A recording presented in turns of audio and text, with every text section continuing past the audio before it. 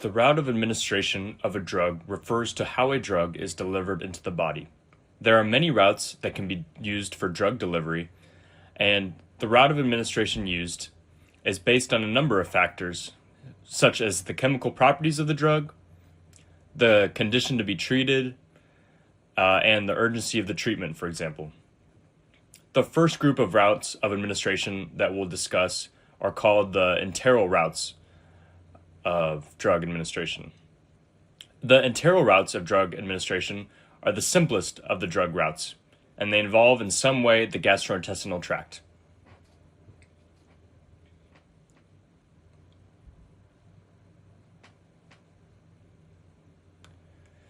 So they can involve the mouth, they can involve the esophagus, the stomach, and the small or large intestines.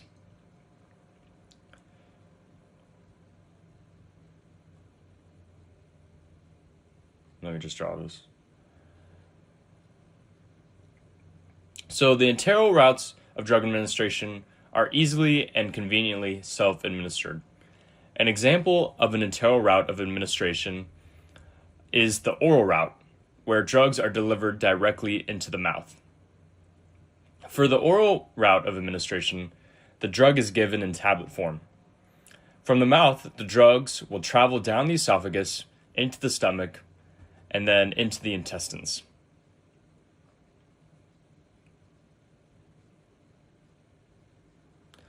All orally administered drugs are subjected to metabolism in the liver so that they pass from the gastrointestinal tract to the liver in the portal vein circulation, or specifically in the portal vein. And the liver enzymes here will inactivate a fraction of the ingested drug.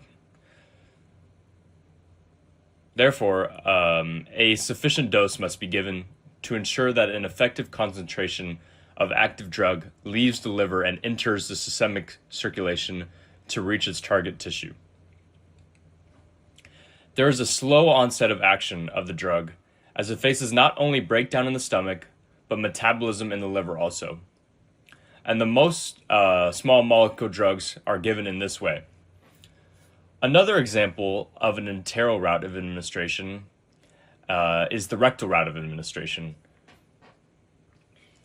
This is where drugs are directly delivered into the rectal cavity and are given as a suppository. But the drug has a very slow onset of action, typically, when it's given this way, as the rectum lacks villi found in the intestine, so there's less surface area for drug absorption. And absorption following rectal administration is often unreliable. This route can be used for drugs that are required to produce a local effect, to produce systemic effects, or in patients who are vomiting or unable to take medication orally. The final route of administration that we will discuss is the sublingual route of administration. And this is where drugs are delivered directly under the tongue.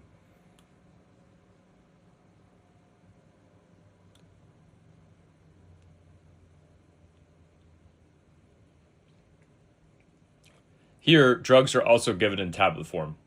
When drugs are given in this way, the onset of action of the drug is very fast, as underneath the tongue there is a large blood supply, and also the drugs bypassing the liver, and so bypassing metabolism. The next route of administration we will discuss is inhalation.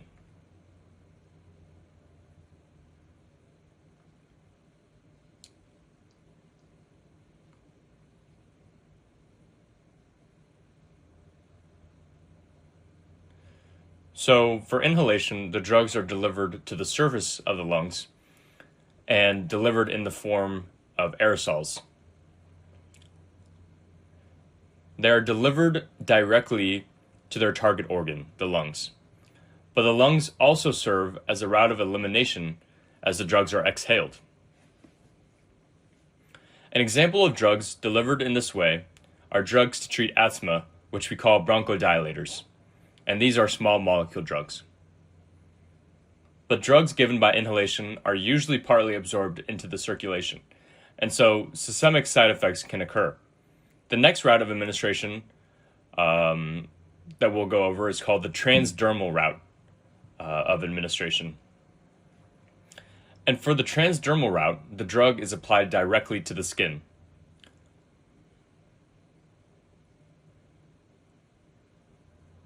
For the skin, we have the epidermis layer on top.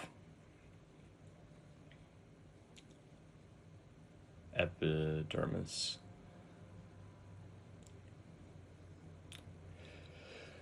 Ooh, excuse me. Underneath which we have the dermis layer. The layer below the dermis is a layer of adipose tissue or fat, and this is called the subcutaneous tissue layer. And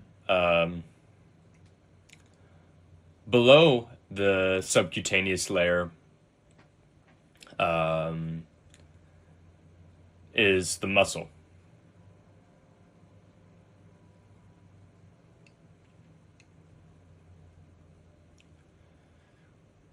So for the transdermal routes of administration, the drugs are applied directly to the surface of the skin.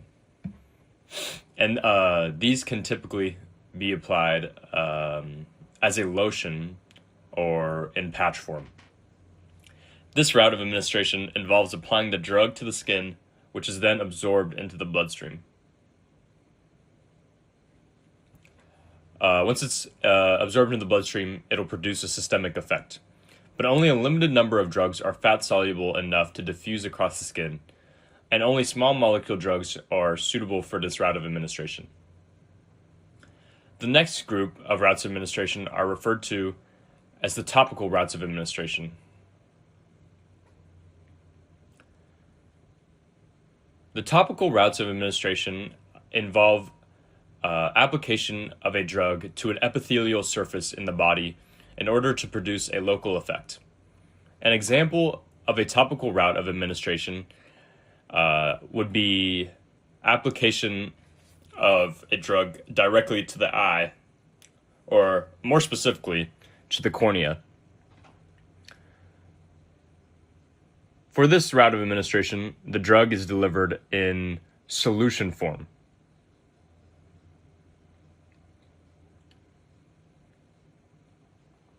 And we refer to this as the ocular route of administration, so drugs are delivered directly to their target organ, the eye. Another topical route of administration is when drugs are delivered to the lining of the nasal cavity and to the epithelial surface within the nose.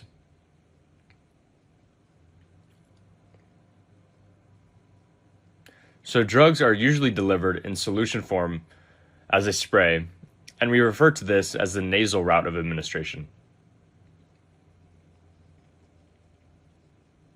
And again, the drugs are delivered directly to their target organ, the lining of the nasal cavity. In this video, we will have looked at routes of administration that are enteral, and so in some way involve the gastrointestinal tract, and also routes of administration that involve applying the drug to a mucus or epithelial surface in the body. Next, we'll take a look at other routes that involve administration of a drug through injection or infusion. Thanks for listening, guys.